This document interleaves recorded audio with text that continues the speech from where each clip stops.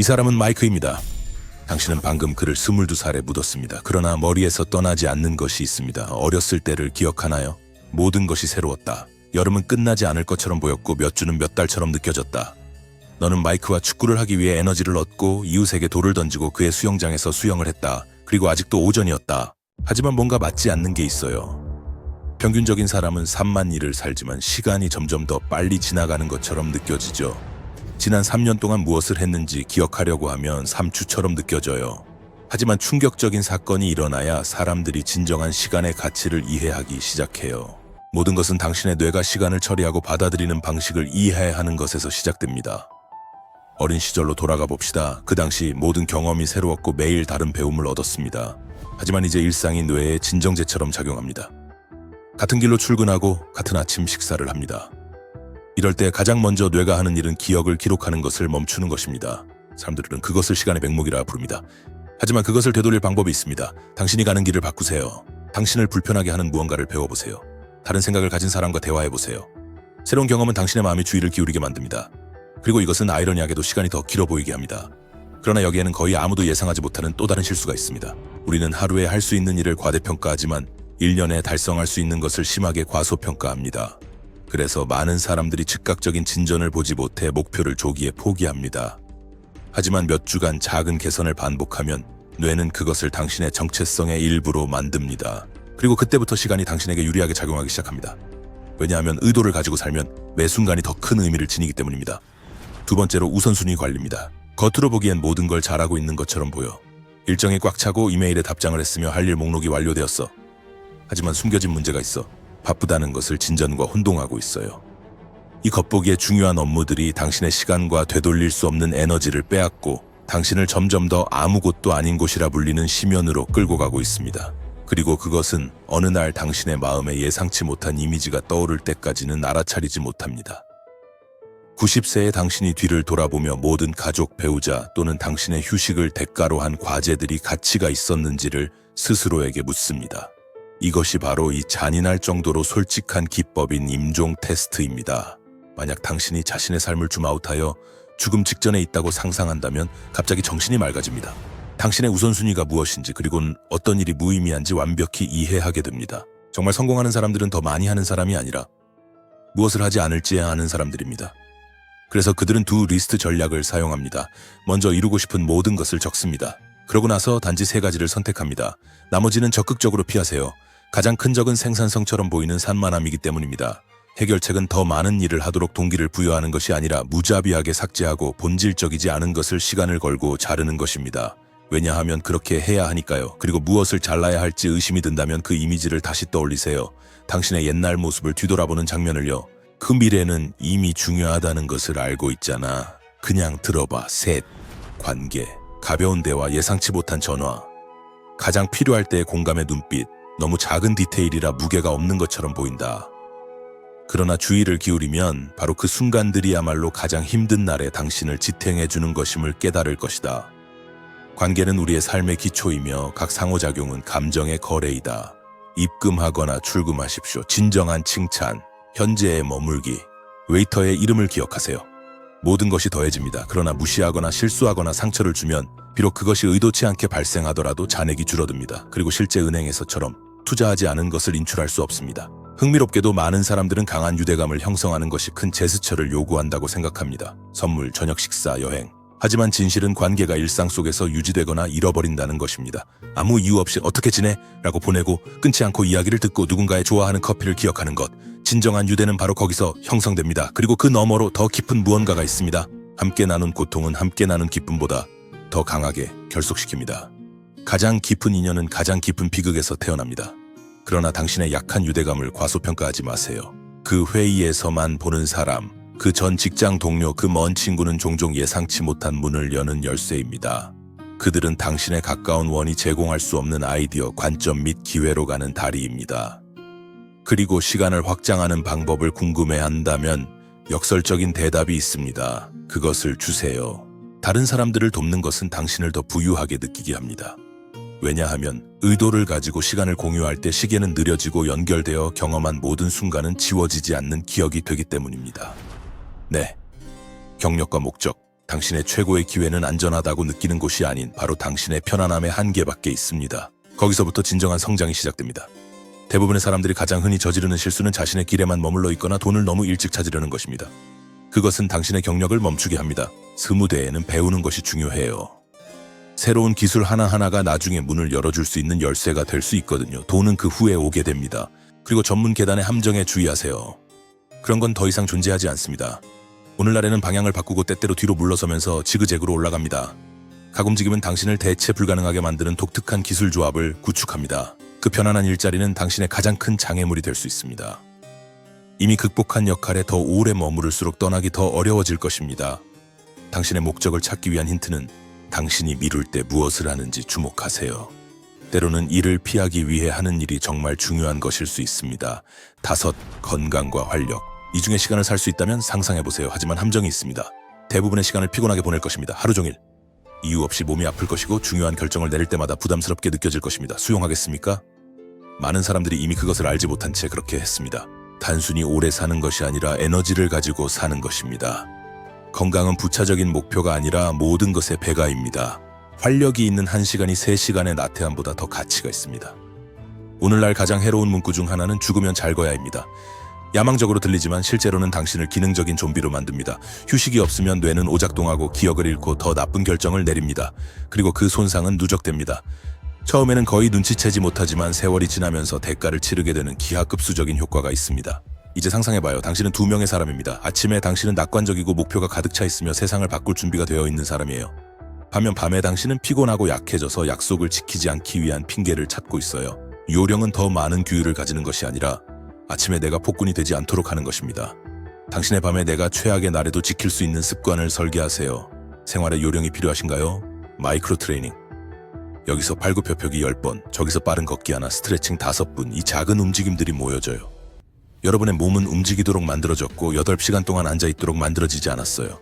신체적 움직임은 정신적 명확성을 가져옵니다. 문제에 갇혀있나요? 몸을 움직이세요. 해결책이 올 것입니다.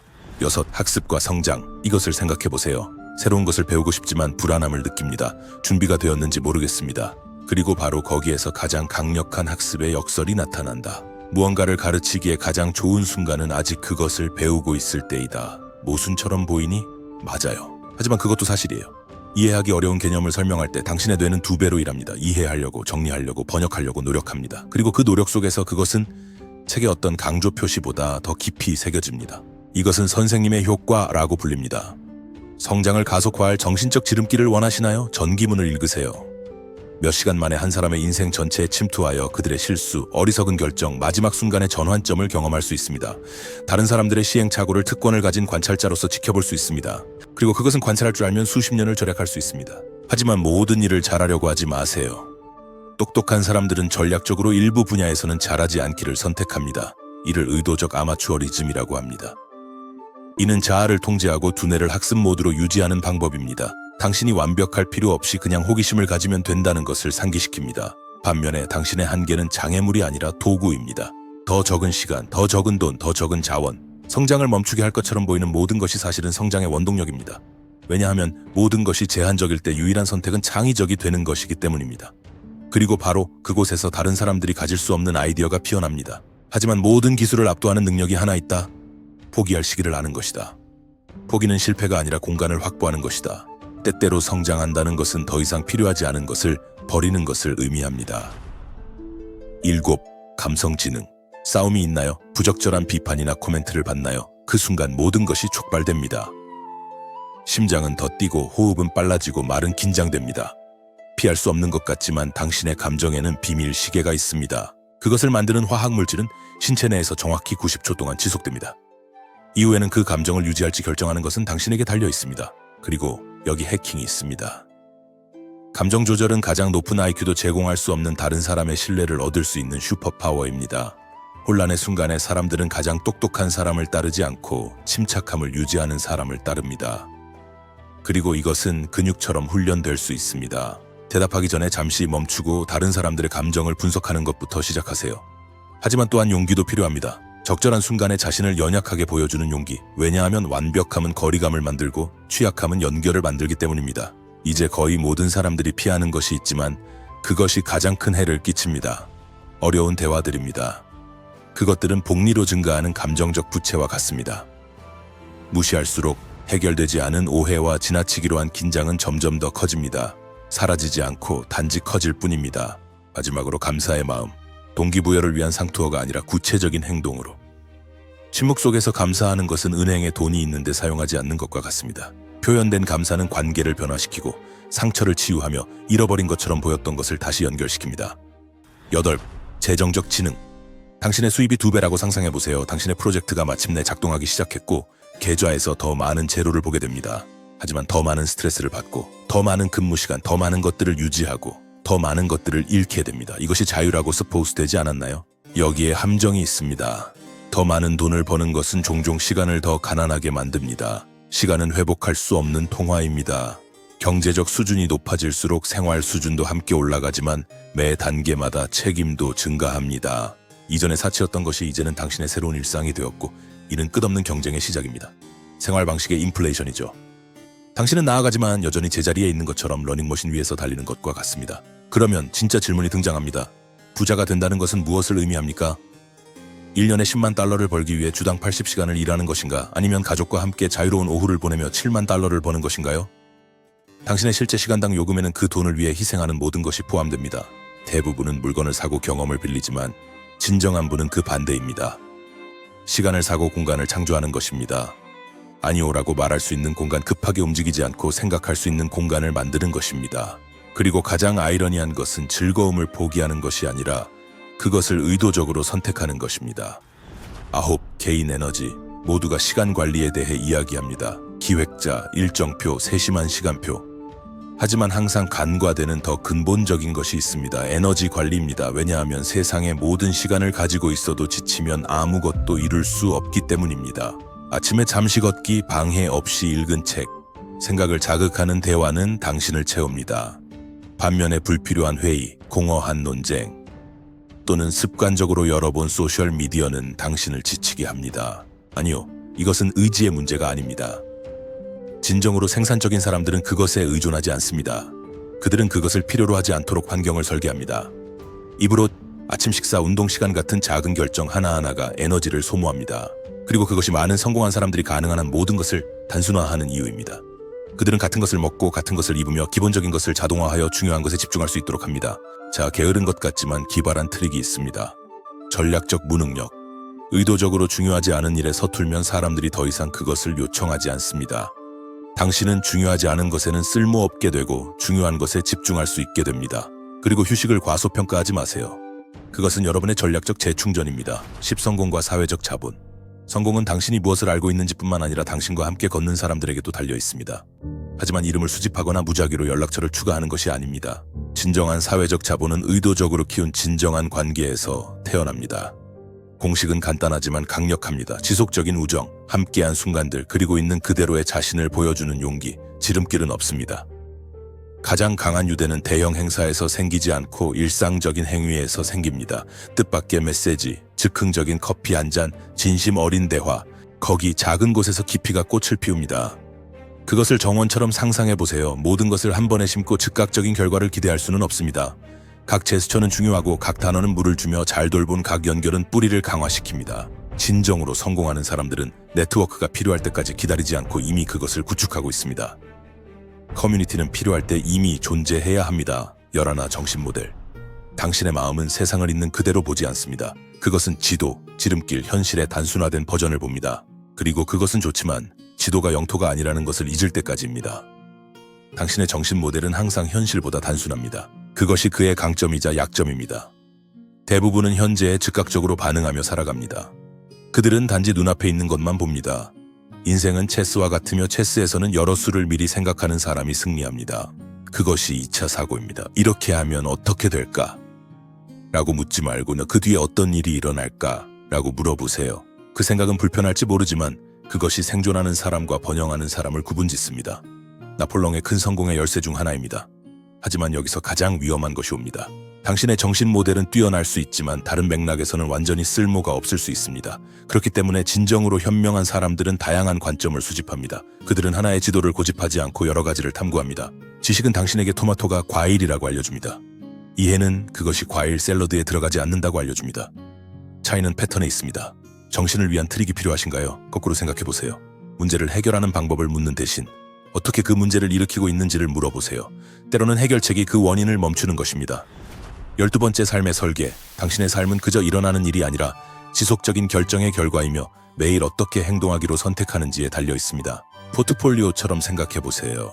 돈뿐만 아니라 경험, 관계, 기술 및 목표로 구성되어 있습니다. 각 선택은 이들 영역의 가치를 더하거나 뺍니다. 일반적인 실수는 계획을 너무 많이 하고 시험을 너무 적게 한다는 것입니다. 인생을 설계한다는 것은 완벽한 계획을 세우는 것이 아니라 무엇이 작동하고 무엇이 작동하지 않는지를 발견할 수 있는 작은 실험을 한다는 것을 의미합니다. 살기 시작하기 전에 모든 것을 명확하게 알아야 한다는 생각은 잘못되었습니다. 이론으로 모든 것을 해결할 수 없습니다. 시도하고 조정하고 앞으로 나아가야 합니다. 변화는 항상 큰 노력을 필요로 하지 않습니다. 때로는 하루에 5분 동안 하나의 습관을 수정하는 것만으로도 실제 추진력을 만들기에 충분합니다. 또한 자신의 기준을 검토하는 것이 중요합니다. 성공은 돈이나 지위에 있지 않고 가족, 자신의 성장 또는 당신이 만들어내는 영향에 진정으로 중요한 시간을 할애하는 데 있을 수 있습니다. 그래서 월간 검토는 선택사항이 아닙니다. 문제로 발전하기 전에 불일치를 발견할 수 있습니다.